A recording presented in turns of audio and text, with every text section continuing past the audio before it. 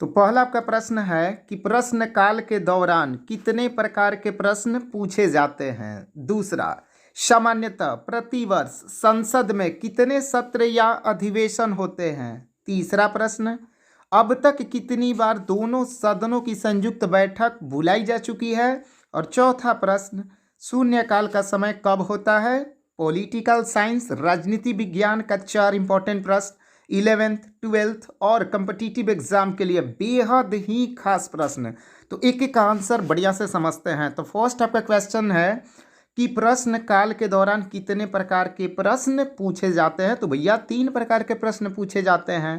पहला तारांकित, दूसरा अतारांकित और तीसरा अल्प सूचना प्रश्न। अब इसको बढ़िया से समझते हैं।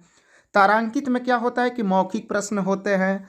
अतारांकित में आपका क्या हो जाएगा, लिखित। और अल्प सूचना प्रश्न को देखिए यहाँ पर, जो प्रश्न अविलंबनीय लोक महत्व का हो तथा जिन्हें साधारण प्रश्न के लिए निर्धारित 10 दिन की अवधि से सूचना देकर पूछा जा सकता है।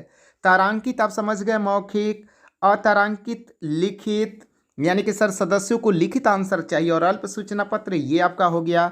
अब दूसरा प्रश्न का आंसर देखते हैं। सामान्यतः प्रतिवर्ष संसद में 3 सत्र या अधिवेशन होते हैं। कई बार पूछा गया प्रश्न। पहला बजट अधिवेशन फरवरी मई, दूसरा आपका है मानसून अधिवेशन जुलाई से अगस्त, तीसरा शीतकालीन अधिवेशन चलता है भैया नवंबर दिसंबर। तो ये दूसरा प्रश्न का आंसर हो गया तीसरा। अब तक दोनों सदनों की संयुक्त बैठक कितनी बार बुलाई गई है। दोनों सदन मतलब क्या, लोकसभा और राज्यसभा। फर्स्ट आपका 1961 1961 में दहेज निरोधक के लिए, दूसरा 1978 1978 बैंकिंग सेवा और विधेयक पूछेगा तो निरसन विधेयक पर, और तीसरा 2002 आतंकवाद निरोधक पर। और चौथे प्रश्न का आंसर समझते हैं शून्यकाल का समय, जिसको 0 आवर बोलते हैं।